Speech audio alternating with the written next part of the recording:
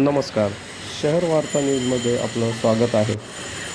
बदनापूर शहरालगत असलेल्या कानोर गावामधील एका फार्म हाऊसमध्ये मागील अनेक दिवसांपासून बनावट अवैध गुटखा बनवण्याचे काम सुरू होते.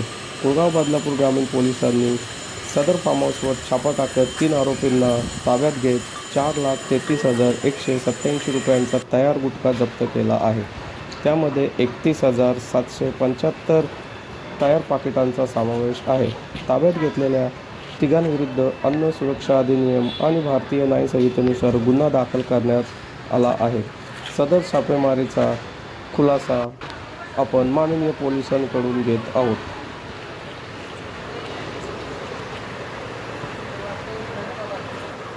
सर, बदलापूर ग्रामीण भागामध्ये मोठ्या प्रमाणात गुटख्याची विक्री केली जात होती आणि त्या आरोपींना तुम्ही अटक केली आहे. किती मुद्देमाल जप्त करण्यात आला आहे, नेमकी कशा पद्धतीने ही विक्री केली जात होती?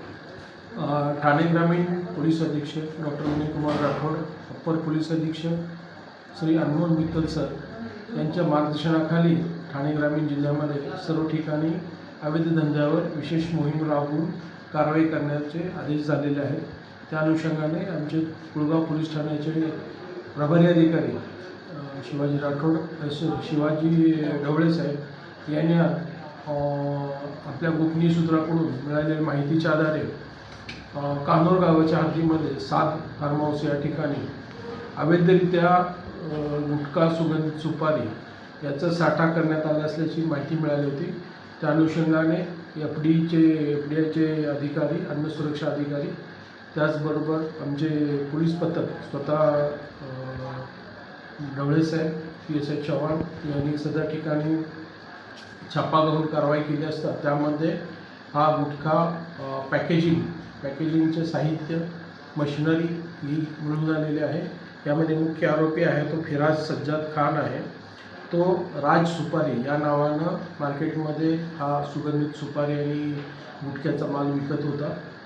तिथं पॅकेजिंग करत होता असं आढळलेलं आहे. सध्या एकूण आपण मुद्देमाल जो रिकवर केला आहे त्यामध्ये 31,875 पाउच मिळून आलेले आहेत आणि ते गुन्हा दाखल करण्यात आला. त्याच्याविरुद्ध 223/26 अन्न सुरक्षा मानांके 2006चा कलम 26(2)(1), 26(2), 27, 30, 59 आणि IPC BNS 123, 223, 274, 275 आणि 3(5) यामध्ये एकूण 3 आरोपी अटक करण्यात आलेले आहेत.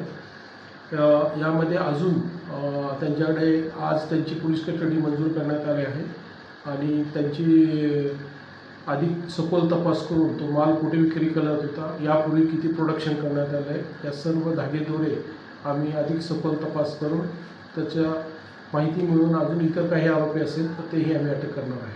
सर, पॅकेजिंग वेगळी होती आणि आतमध्ये गुटखाची विक्री या ठिकाणी पॅकेजिंग राज सुपारी या नावानं तो मार्केटमध्ये विकतोय, पण त्याच्याकडे कोणताही राज सुपारीसुद्धा तयार करण्याचा किंवा FDIचं कुठलं लायसन नाही आहे, परवाना नाही आहे.